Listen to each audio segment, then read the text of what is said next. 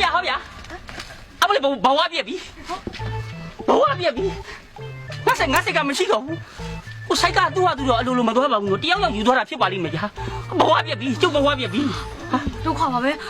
ဘယ်လိုလုပ်ကြမလဲဒုက္ခပါပဲမလုံးနဲ့ဘယ်လိုလုပ်ရမလို့ဗျာခမရချစ်သူဖြစ်စရင်သွင်းလိုက်တော့လေကျုပ်ကအဲ့ထဲကိုမျောပြီးပါသွားတာကျွန်တော်ဆိုင်ကားကိုမေ့ပြီးတော့ကျွန်တော်တော့မခတ်မိဘူးဟိုလေချစ်သူဖြစ်တကယ်စရင်သွင်းနေရမဟုတ်ပါဘူးကိုနေကျော်ရံကိုကြောက်လို့လေအဲ့ဒါဟန်ဆောင်လိုက်တာဟုတ်ဗျာဒါမှကျုပ်ကနှစ်ခုရှုံတာပေါ့နော်ခမရအချစ်လည်းဆုံးရှုံတယ်ကျုပ်ဆိုင်ကားလည်းဆုံးတာပေါ့နော်ဆုံးရင်တော့အတူတော့မထူးတော့ဘူးဗျာဒါမှဟန်ဆောင်မိရခမရကျွန်တော်သာချစ်လိုက်ပါတော့ဗျာအိုးရှင်းပါလေအိမ်လောင်ကြီးနဲ့ဟာကိုဟုတ်ဗျာကျုပ်ကအိမ်တော်မရှိပါဘူးဗျာ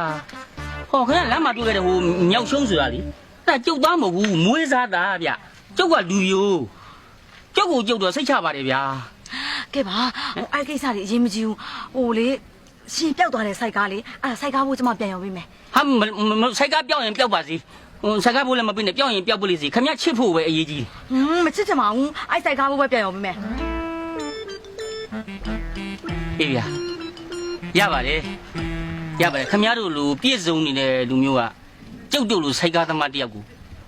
ဘယ်ချစ်နိုင်မှာဘယ်မေတ္တာမျှနိုင်မှာရပါတယ်ကဲ